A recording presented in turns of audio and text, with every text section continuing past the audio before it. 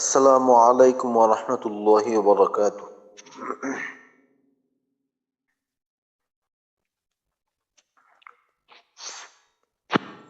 বিসমিল্লাহির রহমানির রহিম। আল্লাহুম্মা সাল্লি আলা মুহাম্মাদ ওয়া আলা আলি মুহাম্মাদ কামা সাল্লাইতা আলা ইব্রাহিম ওয়া আলা আলি ইব্রাহিম ইন্নাকা হামিদুম মাজিদ। আল্লাহুম্মা বারিক আলা মুহাম্মাদ ওয়া আলা আলি মুহাম্মাদ كما باركت على إبراهيم وعلى آل إبراهيم إنك حميد مجيد. ربي زدني علما ربي زدني علما ربي زدني علما. رب اشرح لي صدري ويسر لي أمري واحلل عقدة من لساني يفقه قولي وبك نستعين يا مستعان. ربي يسر ولا تعسر وتمم علينا بالخير. আলহামদুলিল্লাহ, গতকালকে আমরা 14 এবং 15 নম্বর মাখরাজের হরফগুলি মশক করছি। তো 14 নম্বর মাখরাজ নিচের ঠোঁটের পেট সামনের উপরের দুই দাঁতের আগার সঙ্গে লাগাইয়া ফা। তো আমরা জানি ফা অধিক দুর্বল হরফ, এখানে কোনো শক্তিশালী সিফাত নেই। ফা উচ্চারণের সময় আমরা মাখরাজের ব্যবহারটা দুর্বলভাবে করব, মাখরাজে শক্তভাবে চাপ দেব না, আওয়াজ চালু বাতাস চালু। তো ফা উচ্চারণ করার সময় শুধুমাত্র যদি মাখরাজের দিকেই খেয়াল দিই, মাখরাজটা ঠিক রাখি এবং একটু দুর্বল করে করি, উচ্চারণটা করি, তো ইনশাল্লাহ ফা উচ্চারণের ক্ষেত্রে আমাদের আর কোনো সমস্যা থাকবে না। ফা, ফি, ফু, আফ, ইফ, উফ, আফা, আফি, আফু। এরপর 15 নম্বর মাখরাজ দুই ঠোঁট থেকে উচ্চারিত হয়।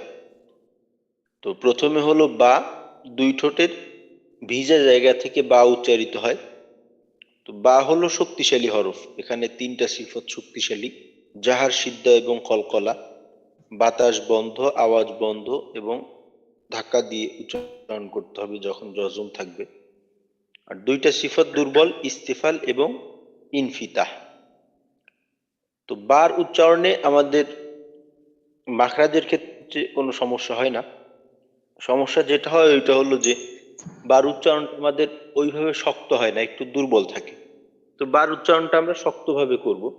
বা, বি, বু, আব, ইব, উব, আব্বা, আব্বি, আব্বু। তো বার কলকলা যখন আমরা করব, যেহেতু বা পাতলা হরফ, ইস্তিফালের হরফ, তো কলকলাটা হবে নিম্নমুখী, যেন আব, ইব, ইব এমনটা না হয়। আব, ইব, উব, পাতলা কলকলা হবে। দুই ঠোঁট গোল করে মাঝে সামান্য ফাঁক রেখে ওয়াও উচ্চারিত হয়। ওয়াও এর একটা মাত্র সিফত শক্তিশালী, তা হলো বাতাস চালু বাতাস বন্ধ থাকা, অর্থাৎ জাহার সিফত। ওয়াও এর উচ্চারণে আমাদের সবচেয়ে বড় সমস্যাটা হয় মাখরাজের ব্যবহারের ক্ষেত্রে। তো মাখরাজটা যাতে ঠিকঠাক মতো আদায় হয়, এই জন্য গতকালকে একটা কৌশলের কথা বলা হয়েছিল যে সাধারণত দেখা যায় আমরা বা উচ্চারণ করার ক্ষেত্রে ঠোঁটের ব্যবহার ঠিক মতো হয়, অর্থাৎ মাখরাজের ব্যবহার। ওয়াও এর ক্ষেত্রে দেখা যায় যখন আমরা বিশেষ করে জের বা পেশ দিয়ে ওয়াও পড়ি, তখন উই বা ওয়াও পেশ উ হলকের ব্যবহারটা হয়। তো এইটা থেকে বাঁচার জন্য আমরা বা যেভাবে উচ্চারণ করি ওই বাটা উচ্চারণ করব, কিন্তু ওয়াও এর মতো ঠোঁটটাকে গোল করে। তো ওয়াও এর মতো ঠোঁটটাকে গোল করে যদি বা জবর বা বলতে যাই, কখনোই বা জবর বা বলা সম্ভব হবে না, ওয়া হয়ে যাবে ওয়া। বা জের বি, এটা যদি ঠোঁট গোল করে বলি তাহলে হবে উই। আর বা পেশ বু, এটা যদি ঠোঁটটাকে গোল করে বলার চেষ্টা করি, বা পেশ উ, এমন হবে। তো তো এইভাবে ঠোঁট গোল করে বা জবর জের পেশ বলতে গেলে যেমন উচ্চারণ হয় বা যেভাবে ঠোঁটের ব্যবহারটা হয়, ওয়াওয়ের ক্ষেত্রে হুবহু ওইভাবেই ঠোঁটের ব্যবহারটা করতে হবে। ওয়াওয়ের উচ্চারণটা হবে ওয়া, উই, উ, আউ, ইউ, আউয়া, আউই, আউ। আর ওয়া উচ্চারণের সময় যেহেতু যাহার সিফত একটা মাত্র সিফত শক্তিশালী, তো এই বাতাসটার দিকে আমরা একটু খেয়াল রাখবো যেন বাতাস বের হয়ে না যায়। আর 15 নম্বর মাখরাজের শেষের হরফটা হলো মিম। দুই ঠোঁটের ভিজা শুকনা জায়গা থেকে মিম উচ্চারিত হয়, অর্থাৎ ঠোঁটটাকে একটু ভিতরের দিকে নিয়ে মিমটা উচ্চারণ করব। মিমের দুইটা সিফত শক্তিশালী, বাতাস বন্ধ এবং গুন্না, অর্থাৎ নুন যেখানেই আমরা উচ্চারণ করি না কেন, যেভাবেই উচ্চারণ করি না কেন, নুনের মাঝে আংশিক গুন্না থাকবেই। এটাকে বলা হয় গুন্নায় আনি, অর্থাৎ তাৎক্ষণিক গুন্না। এই গুন্নাটা করার জন্য আলাদা সময়ের প্রয়োজন হবে না। আর যেটা কিনা আমরা ওয়াজিব গুন্না, ইকফা গুন্না ইত্যাদি গুন্না, মিমসাকিনে গুন্না এই ব্যাপারে জানি, ওইগুলোকে বলা হয় গুন্নায় জামানি, বা যে সমস্ত গুন্না করার জন্য আলাদা সময়ের প্রয়োজন। কিন্তু নুন এবং মিম এমন দুইটা হরফ, যে হরফের ক্ষেত্রে আপনি হরফটা উচ্চারণ যত তাড়াতাড়ি করেন না কেন, এটার মাঝে আংশিক গুন্না থাকবেই। মা, মিমকে কখনোই নাক চাপ দিয়ে ধরে পরিপূর্ণভাবে উচ্চারণ করা যাবে না, হবে মা, মা।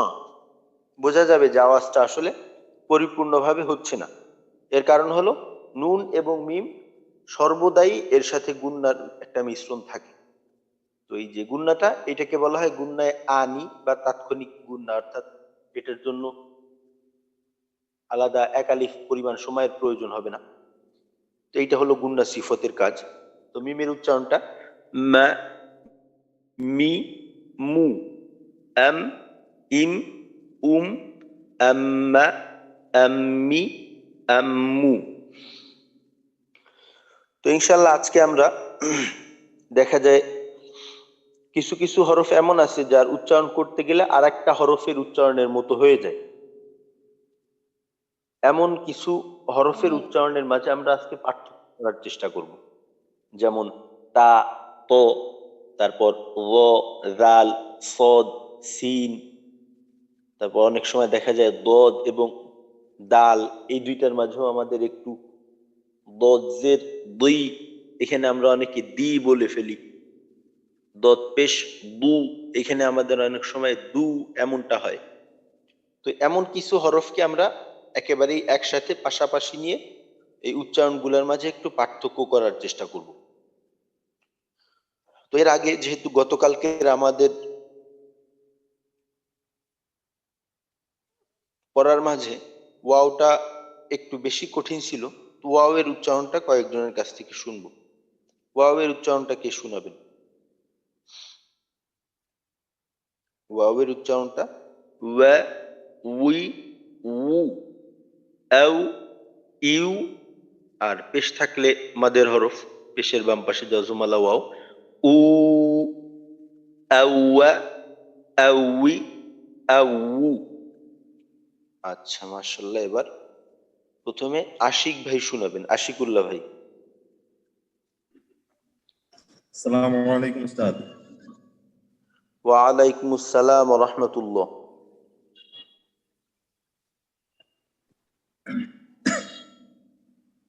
ওয়া, ওয়া, উই, উ, আওয়া, আউই, আউ,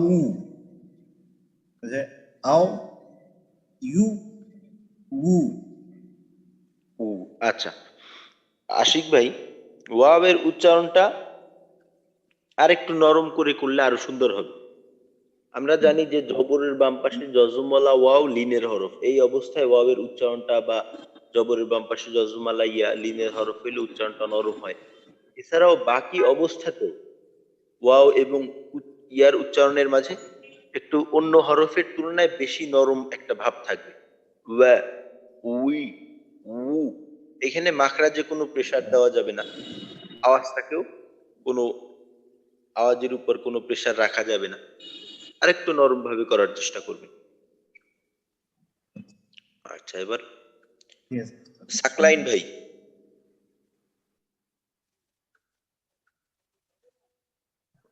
আসসালামু আলাইকুম। ওয়ালাইকুম আসসালাম ওয়া রাহমাতুল্লাহ। ওয়াও, ওয়া, ওয়ে, উ, আউ, ওয়ে, আউ, ওয়ে। ওস্তাদ একটু ওই যে আউ, জজমের এটা ভুলে গেছি, এটা একটু আরেকবার বলবেন? আউ, ইউ, আউ, ইউ, উ, আউ, ইউ, ইউ, উ। আউ, আচ্ছা, ওয়া, ঠিক আছে। আউ, ওয়ে, হ্যাঁ, আউ, আউ, আউ, আউ, আউ, ওয়া, আউ, ওয়ে, আর হচ্ছে আ,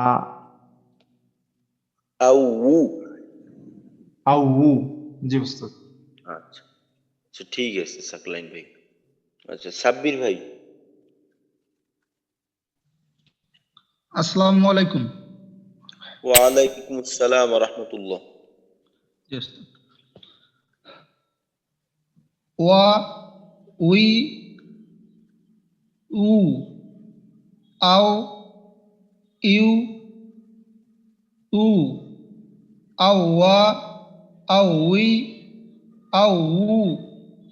আচ্ছা, সাব্বির ভাই যখন হরকত শুধুমাত্র হরকত দিয়ে উচ্চারণ করলেন, ওই সময়টায় মাখরাজের ব্যবহারটা একটু কম হয়ে গেল। মাখরাজটাকে পূর্ণ ব্যবহার করতে হবে। ওয়া, উই, উ, উ, ওয়াওয়ের উচ্চারণ বা ইয়ার উচ্চারণ, এই দুইটা হরফের উচ্চারণে দেখা যায় যে আমাদের হলকের আংশিক একটা প্রভাব ব্যবহার থাকে। হলকটাও কিছু ব্যবহার হয়, বা অনেকের ক্ষেত্রে দেখা যায় পুরো হলকটাই ব্যবহার হয়, এদের মাখরাজটা ব্যবহার হয় না। তো এখানে হলকের কোনো কাজ নেই ওয়াও বা ইয়া উচ্চারণের ক্ষেত্রে। তো মাখরাজটাকে আরেকটু খেয়াল রেখে হরকতের উচ্চারণটা আরেকবার শুনান। আমি আরেকবার বলি, ওয়া, উই, উ, উ, আরেকটা হলো উ, উ, উ। দুইটার মাঝে কিন্তু একটু পার্থক্য, একটু না অনেকটাই পার্থক্য। যদি বলি উ, এই ক্ষেত্রে কিন্তু আমার হলকটার ব্যবহার মোটেও হইল না। আর যদি বলি উ, তাহলে কিন্তু পরিপূর্ণ ঠোঁটটা গোল করলাম ঠিকই, কিন্তু উচ্চারণটার উৎপত্তি ঠোঁটের থেকে হইল না, হলকের থেকে হইল। ঠিক আছে ওস্তাদ, বলছি। ওয়া, উই, উ। উ। আচ্ছা, আচ্ছা, সাব্বির ভাই কিছু প্রশ্ন ছিল বোধহয়। জি ওস্তাদ, আমি সবগুলো একবার করে রিভিশন দিছিলাম তো, একটু অনেকগুলো প্রশ্ন ছিল, কিছু মনে আছে কিছু আমার মনে নাই আর কি। সেটা একটা ছিল এরকম যে কাফ এবং খ, এই দুইটা যখন আমরা তাসদিদ দিয়ে উচ্চারণ করি, তখন যেমন আক, আক, খ, আক, কা, এটা উচ্চারণ করতে ওস্তাদ যখন আমরা আক প্রথমটা উচ্চারণ করি, দুইটাই যেন ক এর মতো হয়ে যাচ্ছে আর কি। মানে খ হলো না কাফ হলো, ওই ডিফারেন্সটা বুঝতে পারছি না আমি। আর ওটা কি হলো, এইটা একটা ছিল আর কি ফার্স্ট। আর ইয়াতে আচ্ছা, আমার ইয়াজের এই উচ্চারণটা, আর ওয়াইতে এই যে ওয়াও পেশ উ, এটাতে একটু সমস্যা ছিল। আরো কি যেন ছিল, মনে হলে পরে বলবো ওস্তাদ। আচ্ছা, ঠিক আছে। কাফ আর খর বিষয়টা হলো কি, কাফের ক্ষেত্রে যখন আপনি তাসদিদ বা জজম দিয়ে উচ্চারণ করবেন, তখন কিন্তু প্রথমে আপনার আওয়াজ বন্ধ করতে হবে।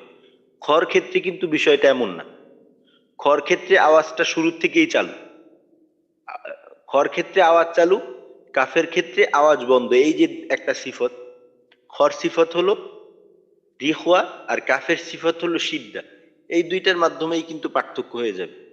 কাফেরটা হলো আক্কা, আক্কা, আর খর ক্ষেত্র হলো আখ, আখ। এটার আওয়াজটা চালু থাকবে, আওয়াজটা পরিপূর্ণভাবে চালু থাকবে। কাফের ক্ষেত্রে আওয়াজটা বন্ধ হয়ে যাবে। জজম দিয়ে পড়তে গেলে কাফের ক্ষেত্রে আক, আওয়াজ বন্ধ হবে, তারপর শেষের দিকে গিয়ে যখন মাখরাজ থেকে পৃথক হবো তখন একটু বাতাস বের করব, আক। কিন্তু খর ক্ষেত্রে আখ, আখ, আখ, পুরোটাই আওয়াজ চালু, এখানে আক বন্ধ করার কোনো সুযোগ নেই। এই সিদ্ধা এবং রিখওয়া এই দুইটা সিফতের কারণে দুইটার উচ্চারণ পার্থক্য হয়ে যাবে। আর একটা বিষয় মাখরাজের পার্থক্য তা আছেই। আর একটা আচ্ছা, উস্তাদ ঠিক ছিল ওই আছে। ওস্তাদ, আর একটা প্রশ্ন ছিল যে দদ এবং গইন, এইটা যখন আমরা যজম দিয়ে বা তাজদিদ দিয়ে উচ্চারণ করি তাহলে তখন একটু বাতাস আর না আওয়াজ একটু জারি রাখতে হয়, কিন্তু আওয়াজটা তো বেশি জারি হয় না, তাহলে রিখ ওয়াহ এইটা না হয় এটা কি তাওয়াসসুতের মতো হয় আর কি, যে কম আওয়াজ বের হয়? না, না, তাওয়াসুতের মতো না। তো এটা আসলে রিখওয়া সিফাতি। ওই গতকালকে বা আগেও এটা আলোচনা হয়েছে যে একটা হরফের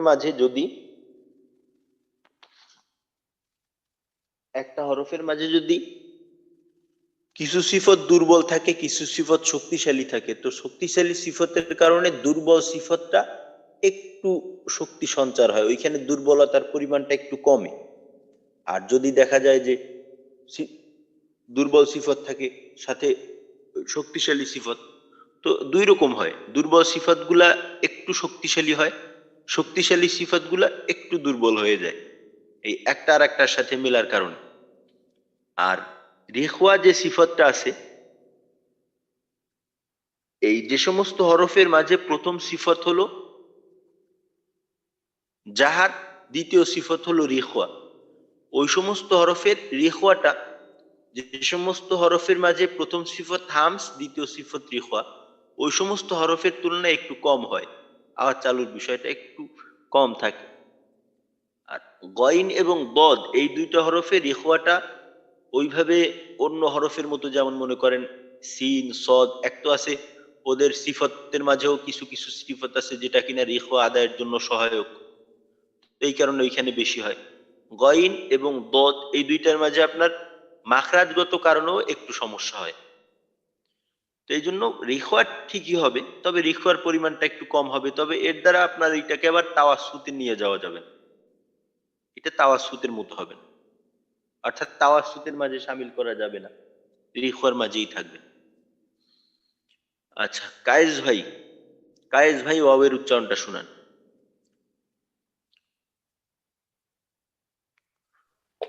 আসসালামু আলাইকুম ওস্তাদ। ওয়ালাইকুম আসসালাম ওয়া রাহমাতুল্লাহ। ওয়া, উই, উ, আউ, ইউ, উ, আউয়া, আউই, আউ। আচ্ছা, ঠিক আছে কায়েস ভাই। এবার মোহাম্মদ ইসহাক ভাই।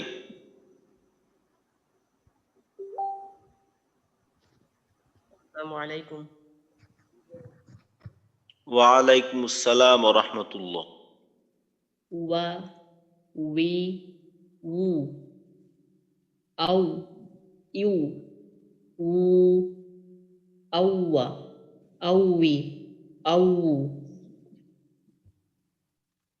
আচ্ছা, ইসহাক ভাই, আপনি হরকতের উচ্চারণটা আর একবার শুনান।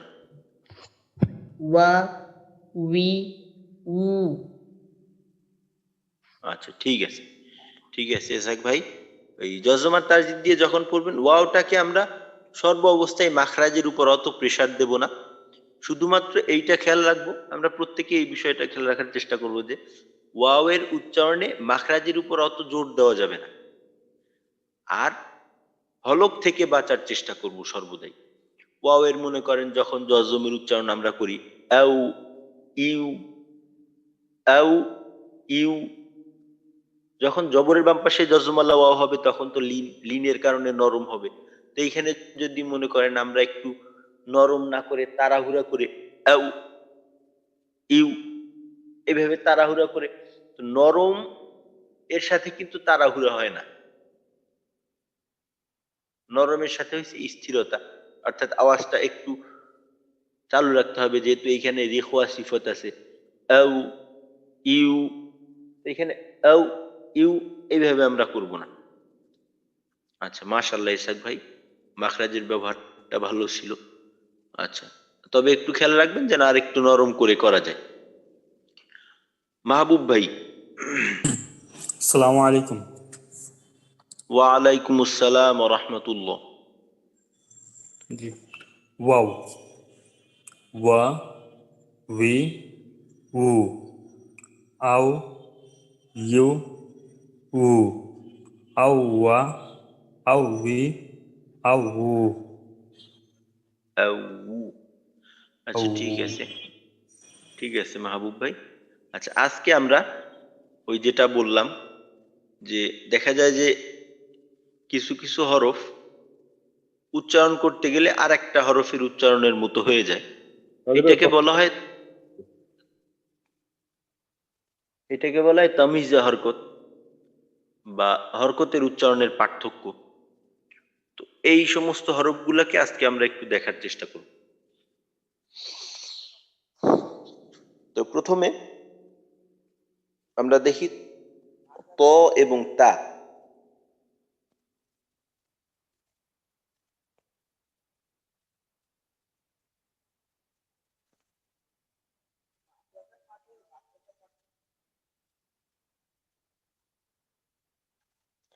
ত, তা, এই দুইটা হরফ দেখা যায় উচ্চারণ করতে গেলে বিশেষ করে জের এবং পেশের সময়,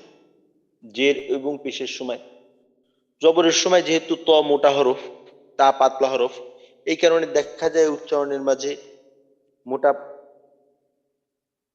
পাতলা এই বিষয়টার কারণে জবরের উচ্চারণটা মোটার ক্ষেত্রে আকারের মতো হয় না, যে জন্য পার্থক্যটা বোঝা যায়।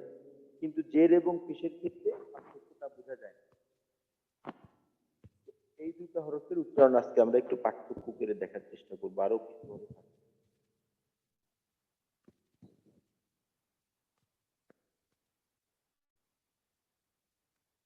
ত এবং তা, এই দুইটা হরফের মাখরাজ এক।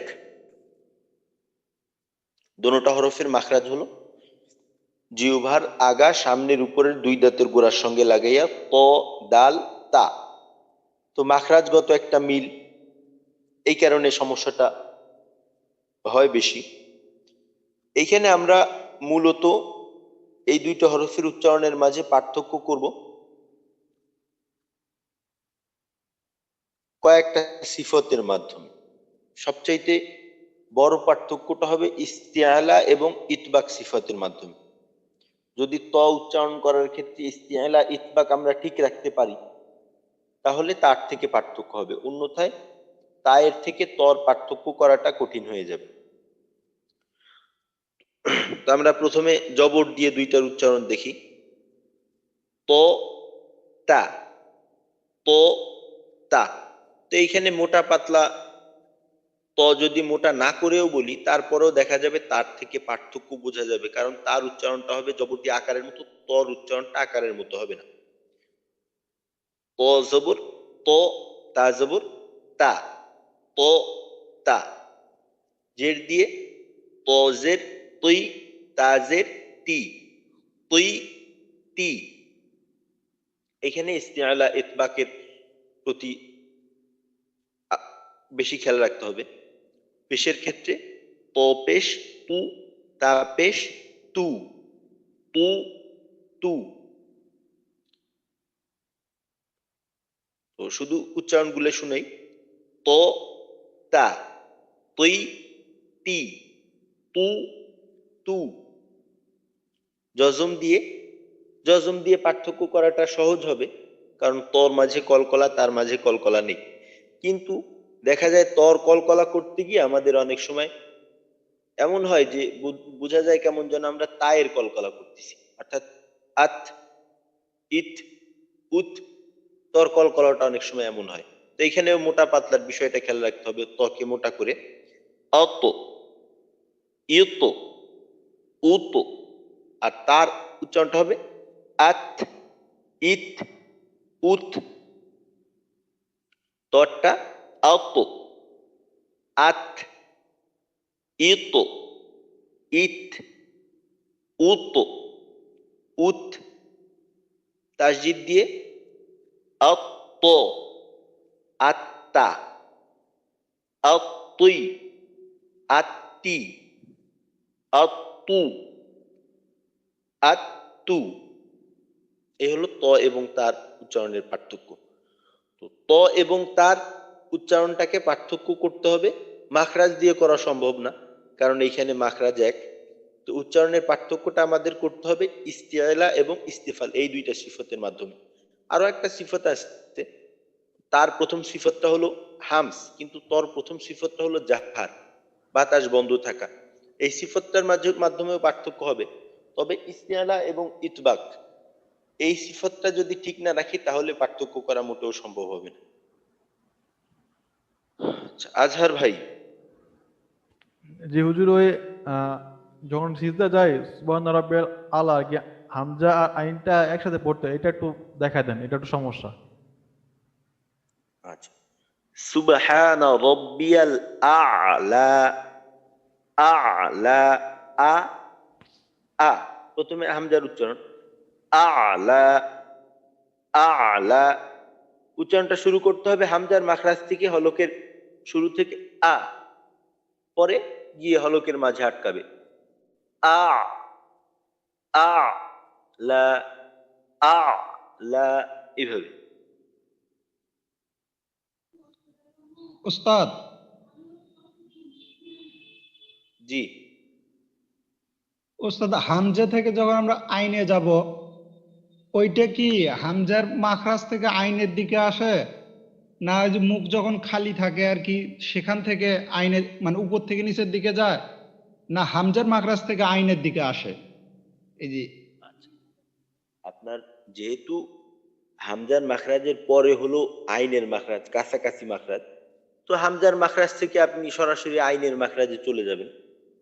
হামজার কাজ শেষ, আইনের কাজ শুরু। যেমন মনে করেন আউ, আ, আউযু বিল্লাহর ক্ষেত্রে আ, উ, আউ, আলাদা করে দেখলে আ, তারপর রু, আ, রু, আউ, আউ, আলাদা করে উচ্চারণ করলে আমরা যেভাবে প্রত্যেকটা মাখরাজের জায়গা ঠিক রাখলাম, আ, রু, কাছাকাছি রাখলেও এই পার্থক্যটা করে করতে হবে।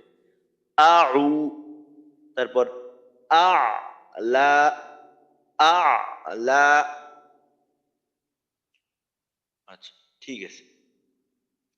আচ্ছা, তো ত এবং তা, এই দুইটা হরফের পার্থক্য করে কে শুনাইতে পারবেন?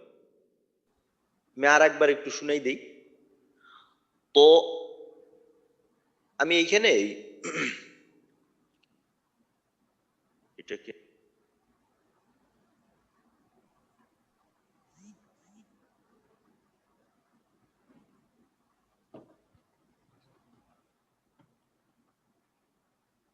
আচ্ছা, আচ্ছা, আমি ওই চিহ্ন দিয়ে দেবো, যেখানে চিহ্নটা দেব ওইটার উচ্চারণ শুনবেন। আমি আমি একবার শুনাই দেখাই। তো, তা, তুই, তি, তু, তু, আত, আত, ইত, ইত, উত, উত, আত্ত, আত্তা, আত্তুই, আত্তি, আত্তু, আত্তু।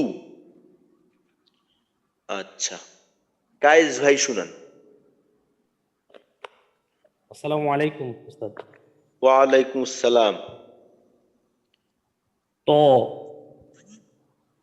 তা, তি, ওই, তি, জি, তু, ও, তু। ও, আচ্ছা, পেশের ক্ষেত্রে কিন্তু কায়েস ভাই পার্থক্যটা একটু কম হইল। পার্থক্য একেবারেই যে হয় নাই তা না, পার্থক্য কিছুটা হইল, তবে পরিমাণটা একটু কম, আর একটু মোটা করা দরকার। তু, তু, ও, তু, ত পেশ, তু, ত পেশ, তু, তা পেশ, তু। তয়ের মাঝে একটা সিফত আছে ইস্তিআলা, আর একটা হলো ইতবাক। ইতবাক সিফতের মাধ্যমে কিন্তু আওয়াজটা আবদ্ধ হয়। হুম? আওয়াজটা আবদ্ধ হয়ে যায় জিহ্বার মধ্যে। তবে আবার বলবো পেশেরটা।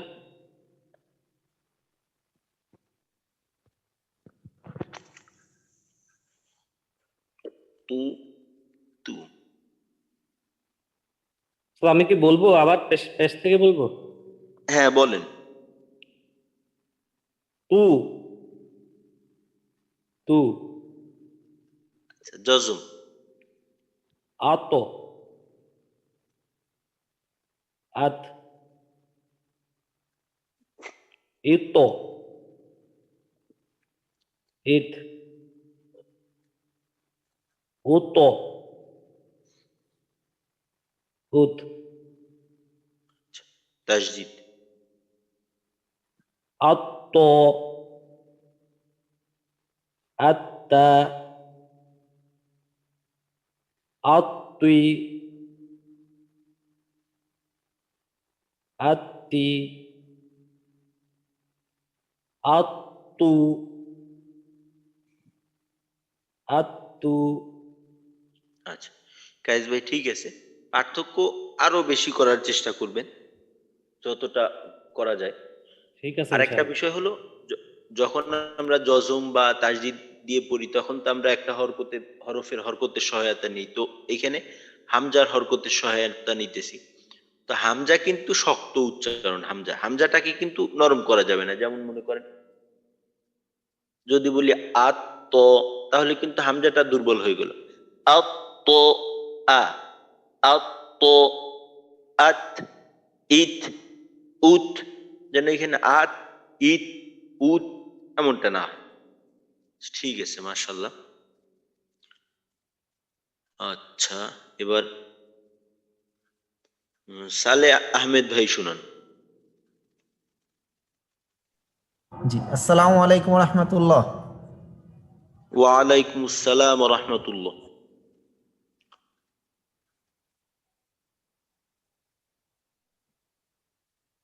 ত তা হ্যাঁ, তি তি তু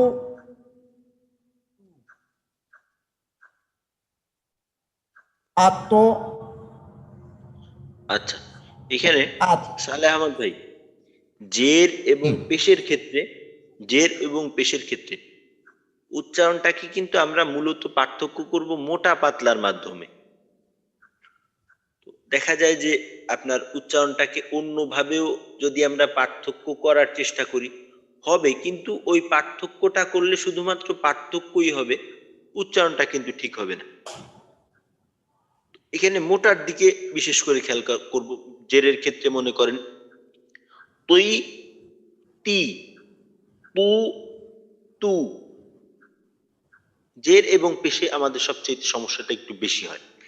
তো এইখানে আমরা বিশেষভাবে খেয়াল করব যেন এইখানে মোটাটা আরেকটু বেশি করা যায়। তো আসলে বিষয়টা হলো কি, এই মোটা করার ক্ষেত্রে আমাদের একটু দুর্বলতা আছে। এটা যখন আমাদের যে কোনো এক জায়গায় সমস্যাটার সমাধান হইলে সব জায়গায় হয়ে যাবে। তো এটা আস্তে আস্তে হওয়ার বিষয়, এটা আমাদের এত তাড়াতাড়ি হওয়ার বিষয়ও না। তবে সর্বদাই এই বিষয়টা মাথায় রাখতে হবে। সালেহ আহমদ ভাই, আবার হরকত থেকে আর একবার শুনুন, জবর থেকে শুরু করেন। জি ত তা তি তি তু তু হামজা দিয়ে হ্যাঁ, কলকলা, আত রজম। আত ইত ইত উত উত আচ্ছা, তাই কিন্তু বাতাসটাও আবার রাখতে হবে। তা যেহেতু হামসের হরফ, জজমের শেষে একটু বাতাস বের করে দিতে হবে। ঠিক আছে, তাসদিদ। তাসদিদ দিয়ে আত আত্তা আতুই আত্তি আত্তু আত্তু আচ্ছা, এই দুইটার পার্থক্য কিন্তু একটু কম হয়ে গেল। আত্তু, আত্তু, আত্তু, আত্তু, আত্তু। আচ্ছা, ঠিক আছে। ইনশাআল্লাহ চেষ্টা করব আচ্ছা, ভালো করে বলার যারা জন্য। আচ্ছা, যারা হাত উঠাইছেন তারা হাত উঠানোই রাখেন। তো আমাদের এমন হরফের সংখ্যা আরো আছে, তো আপনাদের থেকে সামনের গুলো শুনুন। আচ্ছা, এই গেল আমাদের প্রথমটা ত তা, এই একটা জোড়া গেল। এরপরে আর একটা জোড়া আছে ও জাল। ও এবং জাল এই দুইটা হরফের মাঝেও আমাদের একটু সমস্যা হয়, একটু না অনেকটাই সমস্যা হয়। ও এবং জাল, তো এইখানেও মাখরাজগত মিল। ও এবং জালের মাখরাজ একই, জিহ্বার আগা সামনের উপরের দুই দাঁতের আগার সঙ্গে লাগাইয়া ও জাল সা। এইখানেও পার্থক্যটা আমাদের করতে হবে এই ত তার ক্ষেত্রে যেটার মাধ্যমে করলাম ওইটার মাধ্যমেই। তো ত এবং তা এই দুইটার মাখরাজ মিল ছিল, কিন্তু সিফতগত পার্থক্যটা একটু বেশি ছিল। সিফতগত পার্থক্য ছিল ত এবং তার মাঝে 4টা সিফতের পার্থক্য, কিন্তু ল এবং জালের মাঝে সিফতগত পার্থক্য হয়েছে 2টা, শুধুমাত্র 2টা সিফতের ক্ষেত্রে পার্থক্য। ওই সিফত 2টা হয়েছে ইস্তিআলা এবং ইতবাক। লর 5টা সিফত, জালেরও 5টা সিফত। লর সিফত হলো জাহার, রিখওয়া, ইস্তিআলা, ইতবাক, ইসমাত। আর জালের হলো জাহার, রিখওয়া, ইস্তিফাল, ইনফিতা, ইসমাত। তো জাহার এবং রিখওয়া এই দুটোটা একই, শেষে গিয়ে আবার ইসমাত, দুটোটার ক্ষেত্রে ইসমাত। মাঝে 2টা সিফত ইস্তিআলা এবং ইতবাক, এই 2টা সিফতের মাঝে পার্থক্য। তো এইখানে পার্থক্য করাটা ওই ত এবং তার তুলনায় আরেকটু বেশি কঠিন হয়, কম না।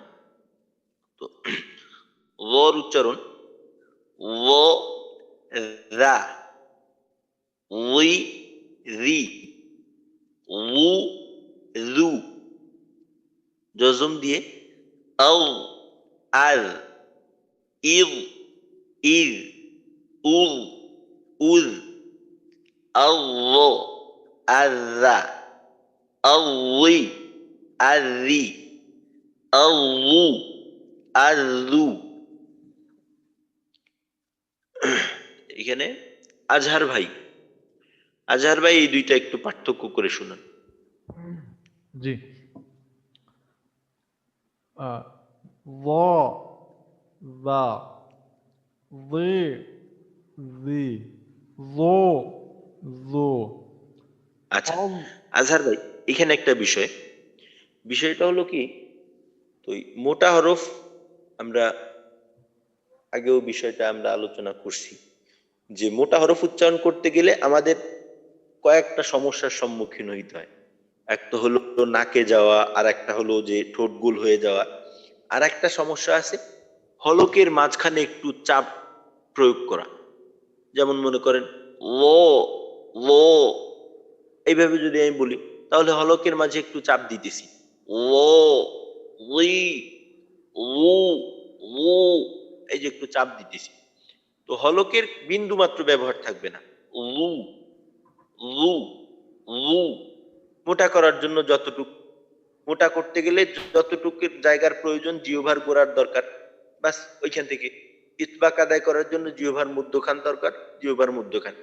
কিন্তু হলকের সাথে জ্বর ওইভাবে কোনো সম্পর্ক নেই। ও উই লু, ও উই লু। আচ্ছা ঠিক আছে, আবার আমার হলকের ব্যবহার হচ্ছে আর কি জ উচ্চারণ করতে গিয়ে।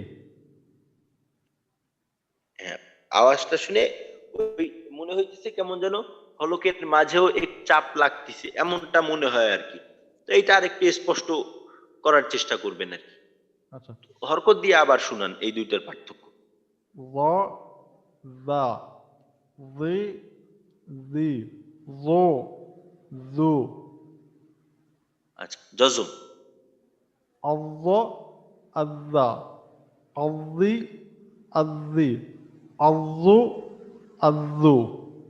আচ্ছা, তাসদিদ হইল, জজমের উচ্চারণ। আজ, আজ। আচ্ছা আচ্ছা, এইখানে একটা বিষয়, তো আমরা কিন্তু জানি যে রেখোয়া সিফতের ক্ষেত্রে আওয়াজ চালু রাখতে হয়। আওয়াজটা কিন্তু ধাক্কা লাগার কারণে কলকলার মতো দ্বিতীয় আবার একটা আওয়াজ হবে না। অর্থাৎ যদি আমি মনে করেন আউ, এইভাবে জ্বর উচ্চারণটা শেষ করি, শেষ হইল। কিন্তু যদি আমি এইভাবে বলি আও, শেষে প্রত্যেকটা হরফ যখন জজম অবস্থায় থাকে তখন ওই হরফটার পূর্ণ উচ্চারণটা মাখরাজে মিলিত থাকা অবস্থায় হয়।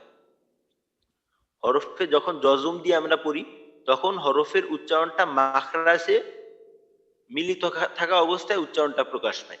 যখন হরকত দিয়ে পড়ি তখন মাখরাজটাকে উচ্চারণটা মাখরাজ থেকে আলাদা হওয়ার মাধ্যমে তৈরি হয়।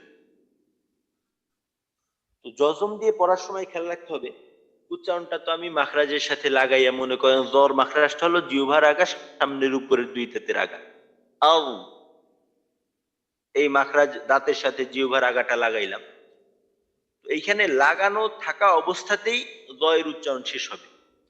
যদি এমন হয় যে মাখরাজ থেকে অর্থাৎ জিহ্বার আগাটাকে দাঁতের আগা থেকে পার্থক্য করার সময় আর একটা আওয়াজের সৃষ্টি হয়, তাহলে কিন্তু এই সমস্ত হরফের ক্ষেত্রে ভুল হবে। এই বৈশিষ্ট্য হচ্ছে কলকলার, কলকলার ক্ষেত্রে এইটা হবে, অন্য হরফের ক্ষেত্রে কিন্তু এইটা করা যাবে না। এখানে একবারে শেষ আও, ইউ, উল। আর যদি বলি আল, ইল, উল, এটা কিন্তু আমাদের ভুল হয়ে যাবে। তো এই বিষয়টা আমরা প্রত্যেকটা হরফের ক্ষেত্রেই, যেগুলা রিখওয়ার হরফ বা তাওয়াসুতের হরফ, এই হরফগুলোর ক্ষেত্রে এই বিষয়টা খেয়াল রাখবো। জজম দিয়ে আর একবার আল, আজ, ইজ, ইজ, উজ, উজ। আচ্ছা ঠিক আছে। আচ্ছা এইটা হ্যাঁ, আশিক ভাই, আশিক ভাই একবার শুনান। আসসালামু আলাইকুম উস্তাদ। ওয়ালাইকুম আসসালাম ওয়া রাহমাতুল্লাহ। কোনটা শোনাবো উস্তাদ?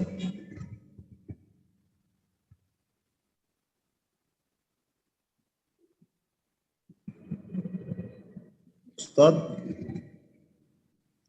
হ্যাঁ, ল এবং জাল একসাথে হরকত দিয়ে শুরু করে।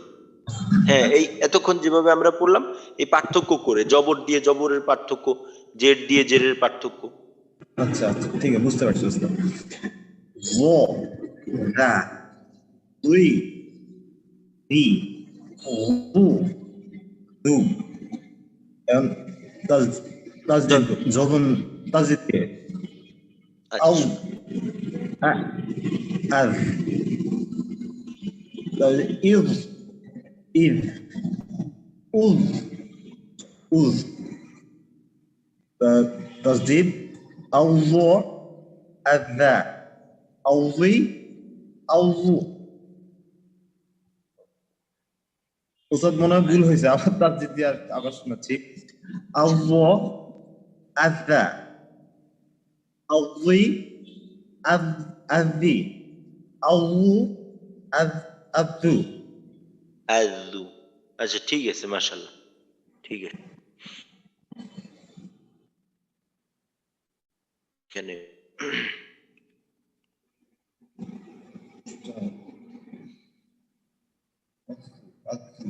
আচ্ছা কায়েস ভাই, কায়েস ভাই আপনি আপনার প্রশ্নটা বলেন। তো আমার প্রশ্নটা হচ্ছে জয়ের ক্ষেত্রে ইদবাগ যদি করতে চাই তাহলে অর্থাৎ মাঝখান থেকে এটা ঠিক মতো উচ্চারিত হয় না মনে হয় আর কি, মনে হয় মাঝখান থেকে উচ্চারিত হয়ে যাচ্ছে। আর ইদবাগ না করলে মাখরাজ থেকে ঠিক মতো উচ্চারিত হচ্ছে আর কি। মানে এখন উস্তাদ ইদবাগ করতে গেলে মাখরাজটা দুর্বল হয়ে যাচ্ছে। এখন আমি কি ওইটা ইদবাগ করতে চেষ্টা করব, না জাস্ট ইস্তিয়ালা আর মাখরাজ থেকে যেভাবে উচ্চারিত হচ্ছে ওভাবে উচ্চারণ করবো? সবগুলাকে সাথে নিয়েই করতে হবে। সব হরফের মাখরাজের ব্যবহারটা কিন্তু শক্তিশালী না। কিছু কিছু হরফের মাখরাজের ব্যবহারটা শক্তিশালী, যদি ওই হরফের মাঝে জাহার এবং সিদ্ধা যে সমস্ত হরফের মাঝে আছে ওই সমস্ত হরফের মাখরাজের ব্যবহারটা শক্তিশালী, অর্থাৎ মাখরাজের সাথে সম্পর্কটা মজবুত বেশি।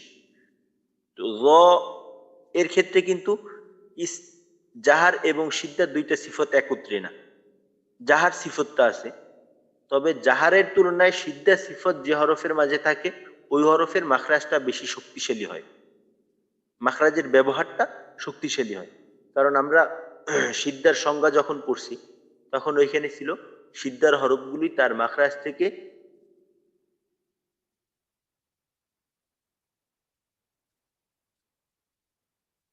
সিদ্ধার হরফগুলি তার মাখরাজে জোরে ধাক্কা দেওয়ার কারণে বা শক্তভাবে ধাক্কা দেওয়ার কারণে বাতাস বন্ধ থাকবে এবং আওয়াজটা শক্ত হবে। এর বিপরীত হলো রিখওয়া, একেবারে পুরা উল্টা। তো র কিন্তু রিখওয়ার হরফ, তো এইখানে মাখরাজে আপনার অত বেশি জোরে ধাক্কা দেওয়ার প্রয়োজন নেই। তো এইখানে ইতবাক সিফত আছে, ইস্তিআলা সিফত আছে, সবগুলি সিফত সহকারে যতটা ব্যবহার করা যায় ততটাই। এগুলি বাদ দিয়ে, সিফত বাদ দিয়ে মাখরাজ থেকে স্পষ্ট করে যদি আমরা উচ্চারণ করি তখন ওইটা উচ্চারণটা অপূর্ণই থেকে যাবে। সবগুলোকে সাথে নিয়ে উচ্চারণ করতে হবে। আচ্ছা, ঠিক আছে কায়েস ভাই, ঠিক আছে ওস্তাদ, আসলে কঠিন মনে হচ্ছে।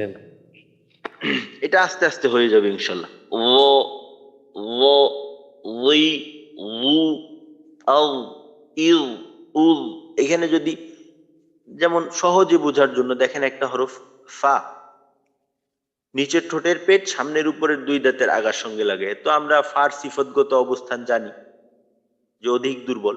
তো এইখানে যদি ফাকে আমরা মনে মনে ভাবি যে একটু শক্ত করি, মাখরাজে একটু জোরে চাপ দিয়ে উচ্চারণ করি, উচ্চারণ করলাম ফা, তো এই শক্ত করে কিন্তু আমার কোনো লাভ হইল না, বরং লসই হইল। কারণ ওই ক্ষেত্রে ফা আসলে এতটা শক্তভাবে ফাকে উচ্চারণ করা যাবে না, ফাকে আরো দুর্বল রেখে উচ্চারণ করতে হবে।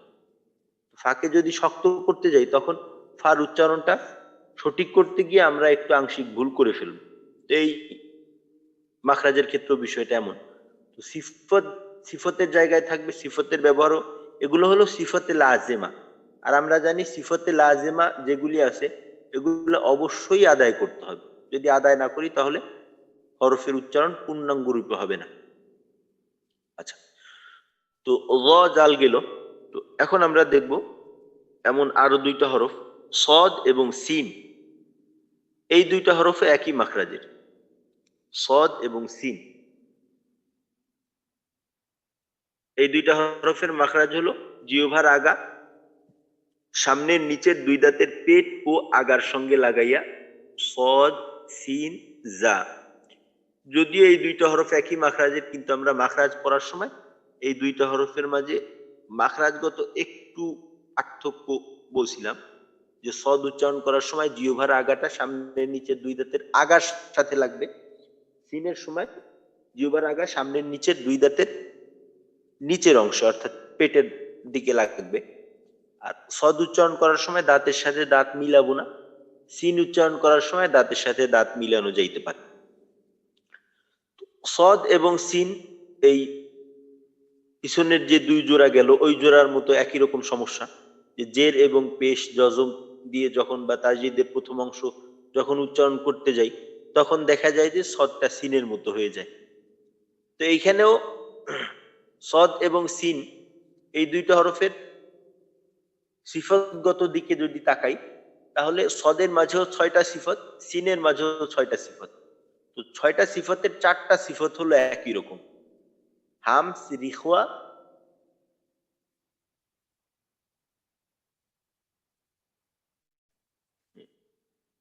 সদের মাঝে 6টা সিফত, সিনেও 4টা সিফত। প্রথম দুটোটা হরফের মাঝে সিফত হলো হামস এবং রিখওয়া। দ্বিতীয় যে দুইটা সিফত, এই দুইটা সিফত হলো পার্থক্য। সদের ক্ষেত্রে হলো ইস্তিআলা ইতবাক, সিনের ক্ষেত্রে হলো ইস্তিফাল এবং ইনফিতাহ। আবার শেষের যে দুইটা সিফত ওই দুইটা সিফত হলো আবার এক, ইসমাত এবং সফির। তো সিফতগত মিল আছে অনেকটা, মাখরাজগত মিল একই মাখরাজের মাঝে দুইটা হরফ। সদ এবং সিন উচ্চারণ করার সময় আমাদের মূল পার্থক্যের অস্ত্র হলো ইস্তিআলা এবং ইতবাক। এই দুইটা সিফতের মাধ্যমে আমরা সদ এবং সিনের পার্থক্যটা করব। সদের উচ্চারণ স সা, দুইটার পার্থক্য স সা, সই সি, সু সু, জজম দিয়ে অস, আস, ইউস, ইস, উস, উস। তাসজিদ আস, আসা, আসি, আসি, আসু, আসু। এবার এই দুইটার পার্থক্য শোনাবেন। প্রথমে মোহাম্মদ সাব্বির ভাই। জি ওস্তাদ বলছি।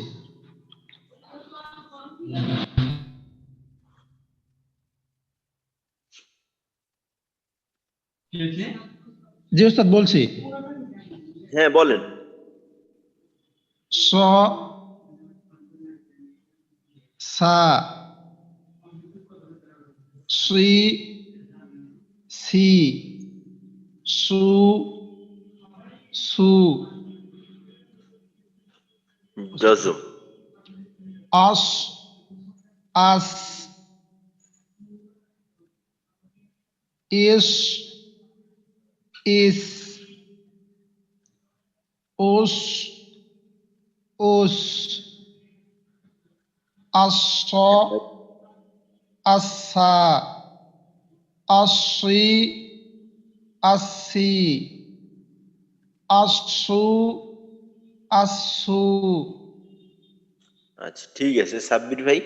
সাব্বির ভাই পার্থক্য বোঝা যায়, তবে সদের ক্ষেত্রে আরেকটু মোটা করার দরকার, আরেকটু মোটা করার চেষ্টা করবেন।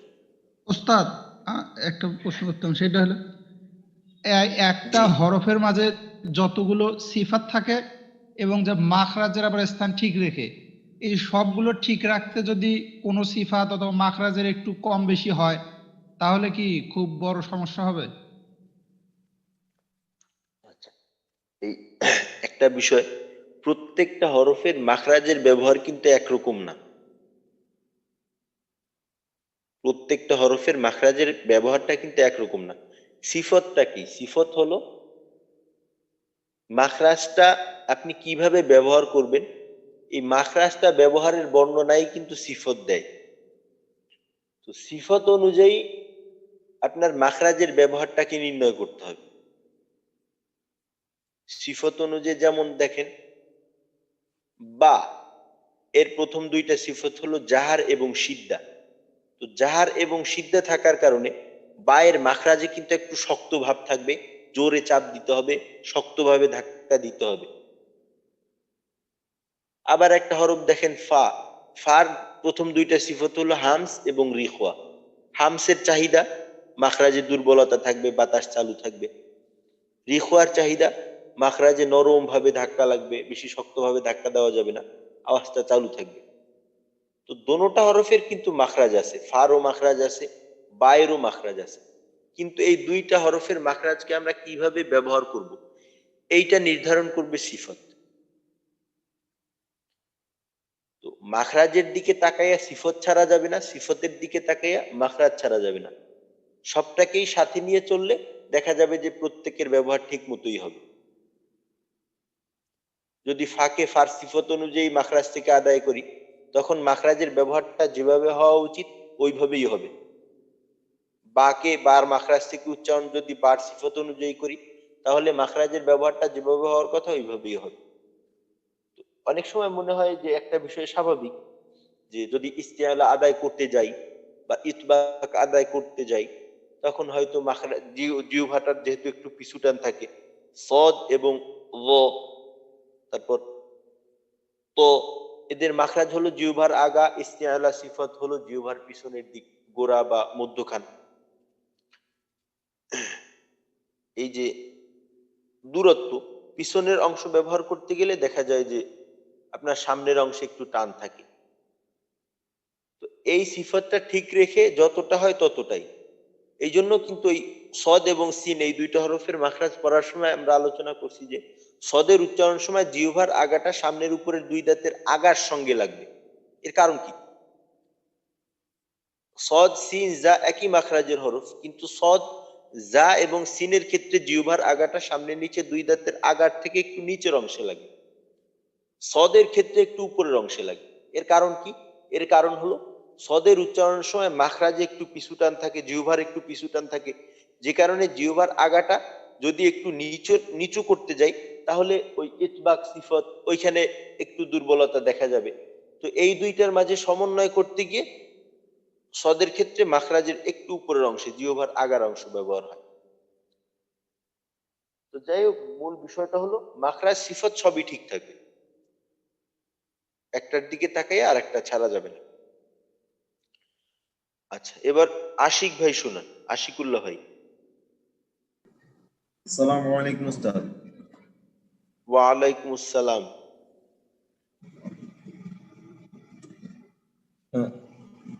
স সা সি সি সু সু। এবার যজম দিয়ে আস আস ইউস ইস। তারপর আস উস। হ্যাঁ উস আছে উস। তাসদিদ আস আসা আসি আসি আসু আসু। আচ্ছা ঠিক আছে আশিক ভাই, ঠিক আছে। আচ্ছা, এবার সাইদুল ভাই শুনান, সাইদুল ইসলাম ভাই। আসসালামু আলাইকুম। ওয়ালাইকুম আসসালাম ওয়া রাহমাতুল্লাহ। স সি সু। আচ্ছা সাইদুল ভাই, জি হুজুর। জবর, হ্যাঁ, একটা একটা করে সদ একবার জবর দিয়ে পড়বেন, সিন একবার জবর দিয়ে পড়বেন, স সা। অন্যথায় পার্থক্যটা কিন্তু জি আলাদা হুজুর। আলাদা হবে। জি হুজুর। হ্যাঁ, সদ সা স স- স সা সা সদ স সা স সা সি জের সি সু সু সু সু। সু সিন পেশ সু। আচ্ছা, জজম আফ আফ ইস ইস উস উস তাসজিদ আস আসা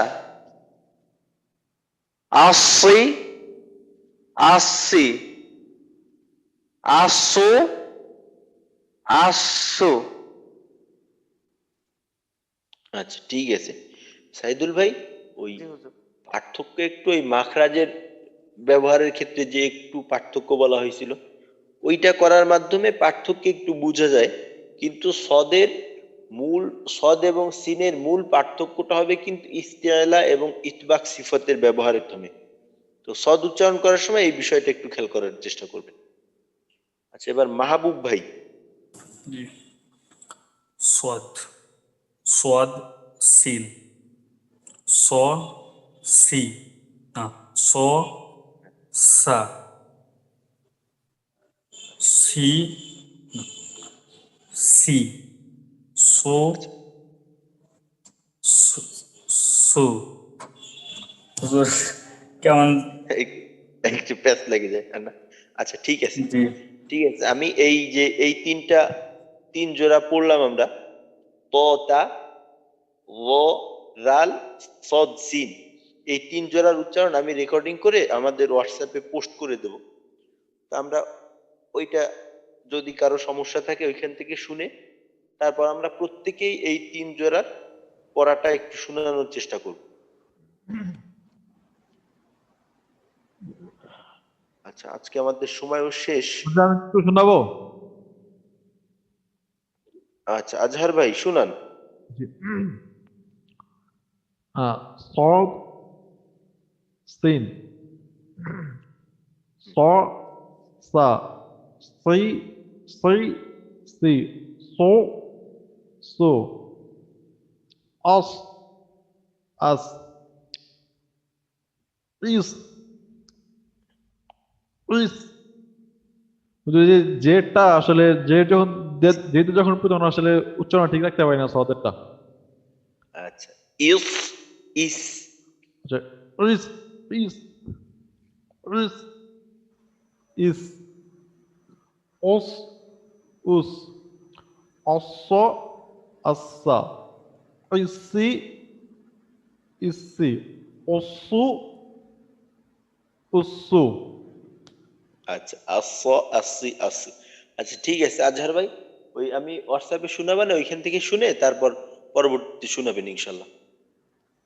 আচ্ছা, আর আরিফিন ভাই ওই আমাকে হোয়াটসঅ্যাপে ফোন দিয়েন একটু পরে। আচ্ছা, আজকে তাহলে আমাদের এই পর্যন্তই থাকলো, তো আমরা এই পার্থক্যটা একটু করার চেষ্টা করব। আসসালামু আলাইকুম ওয়া রাহমাতুল্লাহি ওয়া বারাকাতুহু। উস্তাদ আমার একটা জানার ছিল একটা জিনিস। ওয়ালাইকুম আসসালাম ওয়া রাহমাতুল্লাহি ওয়া ওয়ালাইকুম বারাকাতুহু। আসসালাম ওয়া রাহমাতুল্লাহি ওয়া কি বারাকাতুহু। সাব্বির ভাই? ওস্তাদ উস্তাদ আমি আমি না, আশিক। কে যেন প্রশ্ন করলো আর কি, অন্য একজন মনে হ্যাঁ হয়। আশিক ভাই, আশিক আচ্ছা, ভাই, আশিক ভাই। হ্যাঁ হ্যাঁ, আচ্ছা আশিক ভাই বলেন। উস্তাদ আসলে ওই আমি একটা জিনিস জিজ্ঞেস করতাম যে সেটা হচ্ছে আপনার পড়ার যে লাহানটা আর কি ওইটা সম্পর্কে। ওই লাহান আপনার ধরেন আমরা যখন ধরেন কিভাবে এটা ডেভেলপ করতে পারি আস্তে আস্তে, বা এটা কি কারো ইয়াটা কি আমরা ফলো করব, নাকি নিজের যে লাহানটা আমরা যেগুলো শিখছি ওই ওই অনুযায়ী পড়ে যাব? ধরেন ওই যে আমরা যে মাদের হরফ, তারপরে মানে যেগুলো শিখছি আর কি তাজবিদের ওই অনুযায়ী। এখন আমি একটা জিনিস ফলো করলাম, ধরেন আমরা সাধারণত ওই আলিফাসি যিনি ওনার কিছু তেলাওয়াত শুনি, তো ওনার তেলাওয়াত একরকম হয়, দেখা যাচ্ছে যে উনি মাঝে হরফে মাঝে মাঝে অনেক টানে, আবার কোনো সময় অল্প একটু টানে। আবার সেই ক্ষেত্রে আবার দেখা যাচ্ছে আব্দুল বাসেত যিনি আছে উনি বা ওনার মতো যেগুলো আছে, তো ওনারা অনেক বেশি পরিমাণ টানে। এখন আমরা কি কোনটা ফলো করলে আপনার লাহানটা ভালো হবে, এটা আর কি সেটা জানার জন্য। আচ্ছা, বিষয়টা হলো কি, তিলাওয়াতের ক্ষেত্রে তিলাওয়াতের কয়েকটা স্তর আছে আর কি, বিভিন্ন রকম তেলাওয়াত আছে। মনে করেন তারতিল, হদর, তাদবির, এগুলো হচ্ছে তেলাওয়াতের নাম। তারতিল বলা হয় একেবারে একটু লম্বা লম্বা করে, একটু প্রত্যেকটা মাদ গুণনা একটু বেশি বেশি করে আদায় করা, যথাযথভাবে ওইভাবে আদায় করা। হদর হলো এর থেকে একটু দ্রুত গতিতে। তো এরকম ভাবে তেলাওয়াত করা যায়। স্বাভাবিকভাবে তেলাওয়াত করা হয় হদর তেলাওয়াত। স্বাভাবিকভাবে যে তেলাওয়াতটা করা হয়, মনে করেন নামাজে সাধারণত যে তেলাওয়াতটা করা হয়, বা আমরা সাধারণত যে তেলাওয়াতটা বেশি করি, যেমন মনে করেন মাশারির কথা আপনি বললেন, বা ওই সুদাইসির তেলাওয়াত পাওয়া যায়, তো এগুলোকে বলা হয় হদর তেলাওয়াত। তো স্বাভাবিক অবস্থায় এই তেলাওয়াত গুলোই করে। আর আপনি যে বললেন কারি আব্দুল বাসিত সাহেবের কথা, ওগুলো হয়েছে কারীদের তেলাওয়াত। তো ওইটা আমাদের জন্য দরকার নেই, ওইটার প্রয়োজন আমাদের নেই। আমরা এই হদর তেলাওয়াতটাই ঠিক করব।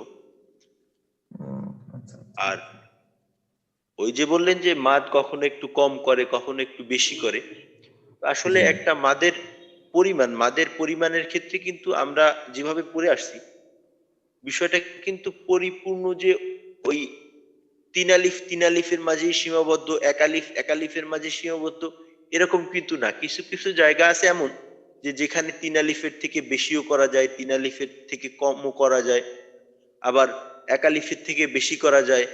যেমন মনে করেন মাদ্দে লিনটাকে তিন আলিফ পর্যন্ত লম্বা করা যায়। তারপর আবার মাদ্দে আরজিকে এক আলিফ পরিমাণ কম করা যায়। তো এরকম কিছু পার্থক্য আছে, কিছু কিছু জায়গায় আপনার সুযোগ আছে কম বেশি করার, তো ওই সমস্ত জায়গায় ওনারা কম বেশি করেন। তো এইটা আর হচ্ছে লাহান নিয়মের আওতাধীন আছে।